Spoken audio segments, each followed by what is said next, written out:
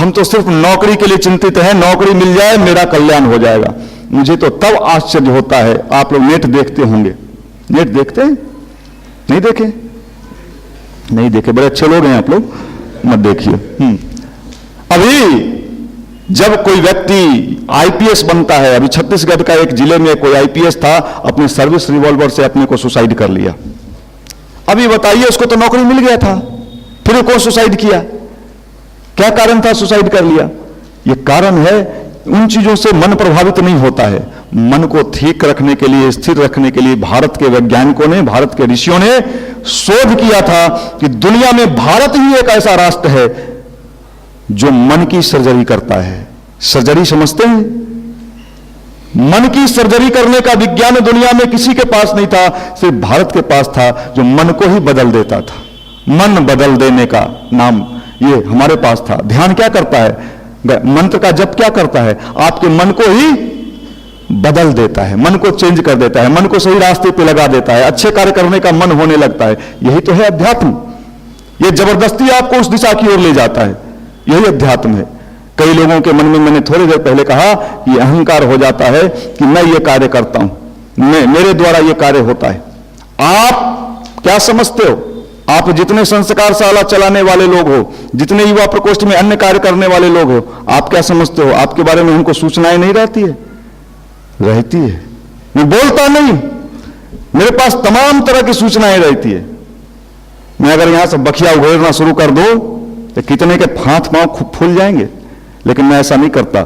मेरे कानों में हमेशा गूंजते रहता है। मैं अपने पुराने भाइयों के लिए कहता हूं, सचेत हो जाइए, 2014 आ गया है।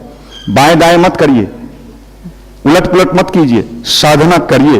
ये 2014 साल जो है, इसको शांति कुंज ने सामूहिक साधना वर्ष घोषित किया है।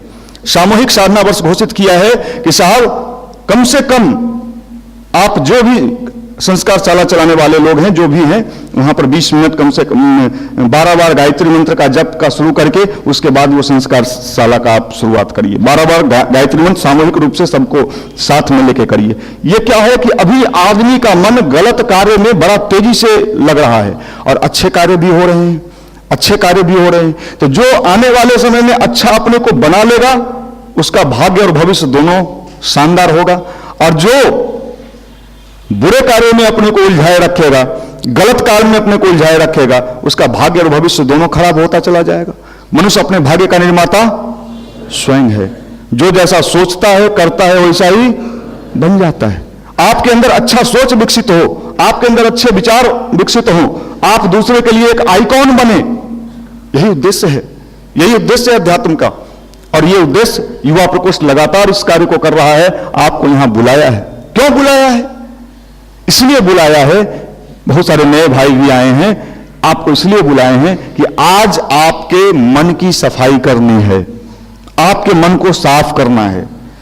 जो भी कूड़ा कचरा गंदा है, साफ करके यहां से भेजेंगे, सर्जरी करके भेजेंगे। जिनको पढ़ने में मन नहीं लगता है, उनको पढ़ने में मन लगेगा। हमारी बात मानिएगा तब तो, नहीं मानिएगा तो फिर आप जाने, आपका काम जाने।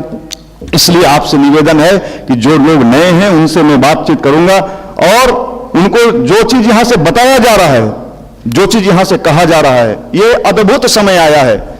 कभी कभी इतिहास में ऐसा समय आता है जो एक बुरा समय जाने वाला होता है, दूसरा अच्छा समय आने वाला होता है। ये समय जो है अच्छा आ रहा है, अच्छा समय आने वाला है, बुरा समय जाने वाला है। जब दीपक बुझने का समय आता है तो आपने कभी देखा है उसका लौ क्या होता है? तेज हो जाता है। और जब आपने सुना होगा चींटी के मरने का समय आता है तो क्या लग जाता है? पंख लग जाता है।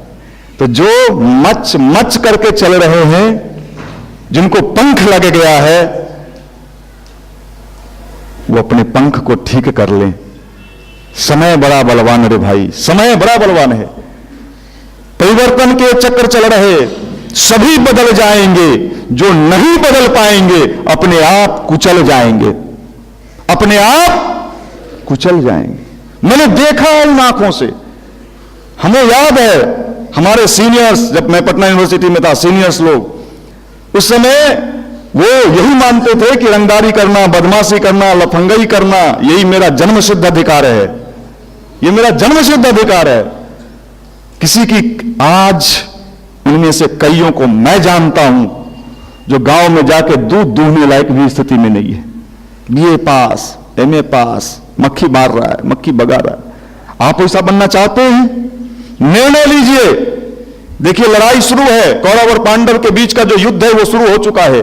या तो कौरवों की सेना में चले जाइए, जो मन में आए करिए, या पांडवों के छोटा सा समूह इधर है, इधर शामिल होइए युवा प्रकोष्ठ में। ये पांडवों का समूह है और कौरवों का विशाल समूह है। 6.5 लाख युवा पटना में पढ़ने के लिए रह रहा है।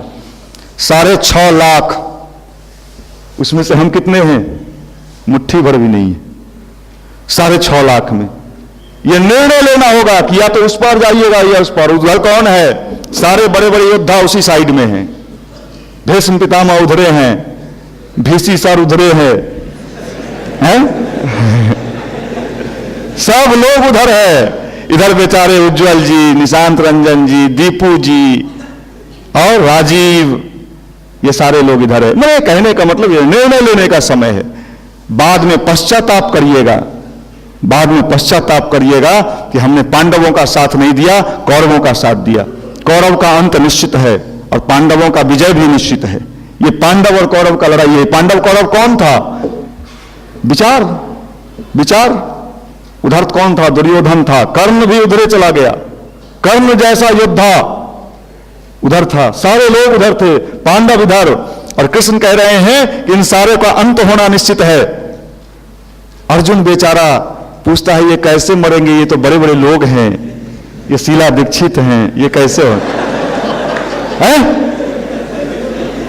ये नहीं, ऐसा नहीं हो सकता है। साल भर पहले हम लोग का जन्म हुआ है। मैंने कहा ना, ये जो ऊपर का ताकत है बड़ा शानदार ताकत है। ऊपर वाले के सामने किसी की नहीं चलती है।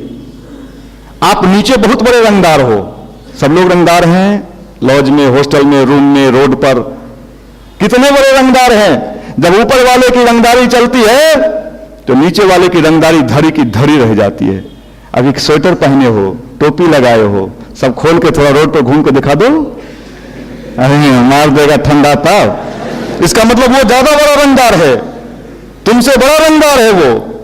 जब उसकी रंगदारी चलती है तो आपकी मिट्टी सूंघने लगते हो। आप ये क्या हो रहा है मेरे साथ? याद रखो, जो बोओगे वही काटोगे, कर्मों के फल से न बचोगे। अभी समय है, अभी बदल लो तेवर अपने चाल के। नहीं बदल पाए तो मैंने फिर वही कहा, इस आंसू को पोंछने वाला भी कोई नहीं मिलेगा, इस आंसू पोंछने वाला भी कोई नहीं मिलेगा। और फिर आप कहोगे, मंदिर में भगवान के पास जाओगे, हनुमान जी को कहोगे, हे हनुमान जी, को नहीं जानत है जग में कपि संकट मोचन नाम तिहारू। आप तो संकट हरने वाले हो, बिल्कुल ठीक बात। हनुमान जी संकट हरने वाले, हम लोग संकट खड़ा करने वाले। जहां मौका मिला वहीं संकट खड़ा कर दिया। कल हम बाजार समिति में नुक्कड़ सभा कर रहे थे, पीछे से कुछ लोग, भाई नेचर है, विशुल मार, वहां करना कोई साधारण, हम भी तो कौरव के मैदान में पहुंचे हुए हैं, साधारण काम नहीं है वहां खड़ा होना, गिड़गिड़ाने लगिएगा। साधारण आदमी होते तो वहां खड़े नहीं होते। दूसरी जगह कार्यक्रम करना आसान है, वहां खड़ा हो जाना, जहां हम खड़ा होते हैं फौज निकलते रहता है और एक से एक, और वहां खड़ा होते हैं आराम से एकदम। आओ देखें कितना ताकत है, हम जानते हैं कितना ताकत है। ऊपर से ताकत नहीं जनाता है, ताकत तो अंदर होता है। और उन सबको पकड़ पकड़ के अभी हमारा आंदोलन चल रहा है, हम लोग मिलकर अभी एक आंदोलन खड़ा कर रहे हैं। उस आंदोलन का नाम क्या है? युवा पकड़ो आंदोलन। युवा पकड़ो आंदोलन, जैसे गांव में मुसहर लोग चूहा पकड़ो आंदोलन चलाता है, कुदाल लेके देखे हैं चूहा पकड़ते। गांव के जो जुड़े होंगे जानते होंगे, गांव कुदाल ले लेता है और कुदाल लेके कई बार हम सोचते थे कैसे चूहा पकड़ता होगा। बड़ा टेक्निक है, सब पकड़ सकता है, नहीं पकड़ सकता। हम लोग ने टेक्निक सीखा है, बड़ा इसमें मेहनत किया है, गलाया है अपने को। उज्जवल जी, हम निशा, ये कैसे आपको पकड़ना है? आप सीधे पकड़ में आइएगा, उल्टे को उलट के सीधा शीर्षासन है, तब आप पकड़ाए हैं, पकड़ के लाना है, फिर आपका साफ साफ। अभी तो बहुत बात हम लाइव टेलीकास्ट चल रहा है, नहीं बोलेंगे, नए लोगों का जब हम क्लास लेंगे तो बात करेंगे। तो ये क्या है? ये यही है, अच्छाई के रास्ते पे लाने को मजबूर कर देना। लोहा लोहा को काटता है। क्यों भाई? इसलिए हम लोग एक ही बिरादरी के लोग हैं। कोई साधु संत महात्मा होते, आप भी जींस वाला, हम लोग भी जींस पतलून वाला, आप भी टाइट टाइट, हम भी टाइट टाइट, अब बताओ मामला कैसे चलेगा? आप भी 3 वाले से करते हो, हम भी कर सकते हैं, हम भी कर सकते हैं। आप भी यहां से चबूतरा को यहां तक ले आओगे, हम भी ला सकते हैं। तो बिरादरी एक के है, अंतर नहीं हुआ है। सब लोग हम लोग एक ही बिरादरी के हैं। कौन बिरादरी के? संकट कौन खड़ा करता था? है रावण। लेकिन हम लोग पलट के आ गए हैं, हम लोग भी थे उसी में, विभीषण हो गए हैं, विभीषण की श्रेणी में आ गए। तो बड़ा अद्भुत समय आया है, शानदार समय आया है इतिहास में, ऐसा समय का। अब देखिए क्या हो रहा है। हम इस बात को युवा मंडल के मन से बराबर कहते थे। अभी न्यूज में, पेपर में हमने पढ़ा, जब हम शांति कुंज में थे वहीं पढ़े कि स्थिति ये आ रही है कि ये जो इंजीनियर बन रहे हैं, इंजीनियर बन के जा रहे हैं कंपनी में, इनके पास कंपनी का कोई ज्ञान ही नहीं होता है। ये किताब पढ़ के और इंजीनियरिंग का डिग्री लेकर वहां पहुंच जाते हैं, और ऐसे लोगों का वैल्यू कम हो रहा है। नारायण मूर्ति ने स्टेटमेंट दिया जब अमेरिका में कि IIT से पास आउट 80% लड़के किसी काम के नहीं होते हैं, तो भारत में हल्ला मच गया कि ये नारायण मूर्ति कौन है? इंफोसिस कंपनी के मालिक। कोई सामान्य व्यक्ति ये बात कहता तो हो सकता था, कह देता कि साहब ऐसे ही कोई। इंफोसिस कंपनी के मालिक इस बात का स्टेटमेंट देते हैं कि IIT में पास आउट, चूंकि इनके पास ये होता है कि हमको उतना ही पढ़ाइए जिससे हम बस अंदर चले जाएं, हम ढुक जाएं मेडिकल में, हम ढुक जाएं इंजीनियरिंग में, भले कैंची छोड़ के पेटे के अंदर से बाहर आ जाएं। ये क्या है? ये इसी तरह का पढ़ाई पढ़ रहा है। आने वाला समय ऐसे पढ़ने वालों का नहीं होगा। आपके पास पूरा ज्ञान होना चाहिए, पूरा नॉलेज होना चाहिए। और इसी के लिए हम उदाहरण देते हैं 3 इडियट पिक्चर का। उसमें आमिर खान क्या कहता है? सफलता के पीछे अपने आप को इतना विकसित कर लो कि सफलता झक मार के तुम्हारे पीछे चल पड़े।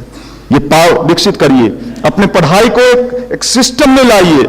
नहीं हमको तो उतना ही पढ़ना है जिससे इस बार हम चले जाएं, नहीं होगा। आने वाले समय में संपूर्ण ज्ञान का युग आ रहा है, टैलेंट का युग आ रहा है, क्वालिटी, मैंने कहा क्वालिटी का युग आ रहा है, क्वालिटी बेस्ड पढ़ाई। क्वांटिटी का जमाना नहीं है। किसका जमाना है? क्वालिटी। दूध इतना है, क्रीम निकालना है तो क्या करिएगा? इतने दूध का क्रीम निकालना है तो उसको क्या मशीन में डालिएगा, फिर उसको चलाइएगा, कितना क्रीम निकलेगा इतना दूध में? ये क्वालिटी है, क्वांटिटी से काम नहीं चले। आप कितना देर पढ़ते हैं ये इंपॉर्टेंट नहीं है, याद रख लेना। हम तो जानते हैं कि पढ़ने के समय किताब खुला है, नजर किताब पर है, फूफा का याद आ रहा है, घरे का याद आ रहा है, और कई चीज याद आ रहा है। क्या कहें, कौन कौन चीज याद आ रहा है? लाइन दिया कि नहीं, लाइन लिया कि नहीं, लाइन है कि नहीं, मीटर रीडिंग उठेगा तब क्या करेंगे? ये कंडीशन है आपके। और ये विचित्र स्थिति में लड़का से एक ही बात कहता है, बस इंजीनियर बनेंगे, इंजीनियर बनेंगे। कैसे बनोगे? तुम पढ़ ही नहीं रहे हो, तुम स्वयं को धोखा दे रहे हो। ऐसा समय कभी कभी आता है जब व्यक्ति स्वयं को धोखा देके खुश होता है। इससे बड़ा पागलपन कुछ हो सकता है कि व्यक्ति अपने आप को धोखा दे और खूब मुस्कुराए कि हम मजा मार रहे हैं। ये बताइए, हम अभी का समय ऐसा ही है, लड़का अपने आप को धोखा देके और खूब खुश होता है कि हम तो खूब मजा ले रहे हैं, पटना में एंजॉय कर रहे हैं। अरे बेवकूफ, दूसरे को धोखा देके लोग मजा लेता था तो चलो मान लिए कि उसको कुछ फायदा होता होगा। आज के समय में तो हम देखते हैं लड़का अपने आप को धोखा देके कहता है हम एंजॉय कर रहे हैं। ये कौन सा एंजॉय है रे भाई? ये कौन सा मजा है? ये मजा नहीं है, ये मजा का बीज है जो आपके लिए सजा बन के जब फल निकलेगा आप खाओगे तो और मजा देगा उस समय। इसलिए मैं आपसे रिक्वेस्ट करता हूं, यहां आए हो, यहां से कुछ संकल्प लेके जाना, अच्छे बनने का मन लेके जाना। ये गुरुदेव का एक ऐसा फैक्ट्री है। ये टाटा की, गुरुदेव से किसी ने पूछा कि आप इतने देश में इतने मंदिर बने हुए हैं, मंदिर का कमी है? ये देश में मंदिर कम है? कम है तो और बनवा देंगे हम लोग। हर लॉज के पीछे को मंदिर, इतने मंदिर पहले से इस देश में हैं। गुरुदेव से पूछा, परम पूज्य गुरुदेव पंडित श्री राम शर्माचार्य जी से किसी ने पूछा कि इतने मंदिर पहले से इस देश में हैं, ये एक नया मंदिर बनाने का क्या मतलब है? ये गायत्री माता का मूर्ति स्थापना करके नया मंदिर क्यों बनाया जा रहा है? गुरुदेव ने कहा, मेरा ये मंदिर नहीं होगा, मेरा ये फैक्ट्री होगा। जहां इसे टाटा की फैक्ट्री में टूटे फूटे लोहे जाते हैं, उनका औकात क्या होता है? कबाड़िया के यहां से इधर से उधर से लोहा जाता है, उधर से Tata Indica, Tata Sumo, Tata Victa, Tata Safari. पहले कीमत क्या था उसका? और जब बन के निकला गाड़ी तो कीमत क्या हुआ? तो ये गुरुदेव का फैक्ट्री है भाई। जब आप आए हो 2 कौड़ी के, और जब थोड़ा सा निकल जाओगे इस फैक्ट्री से तो आपका वैल्यू बढ़ जाएगा। पत्रकार कई हैं, बड़े बड़े लोग हैं, तेजपाल जी भी हैं और हमारे उज्जवल जी भी हैं। मैंने कहने का मतलब ये पावर यही है, यही दिखाना है। आपका वैल्यू बढ़ गया। लेक्चर देने वाले हम लोग से बढ़िया कोई नहीं है। अरे भाई, हम लोग किस खेत की मूली हैं? यहां तो ऐसा ऐसा लेक्चर देने वाला इस देश में है जो अरबपति है, करोड़पति भी नहीं, अरबपति है। एक लेक्चर का उसका चार्ज है 5 लाख रुपया। आपको तो हम फ्री में दे रहे हैं। हम अगर बॉम्बे, पूना, बेंगलोर में चले जाते तो हमको भी चार्ज मिलता, लेकिन क्या करें, बिहार गोईठा प्रदेश है, कितनों घी डालो कोई फायदा नहीं है। ये गोईठा प्रदेश है। चलो कोई बात नहीं, लेकिन अपना जन्मभूमि है।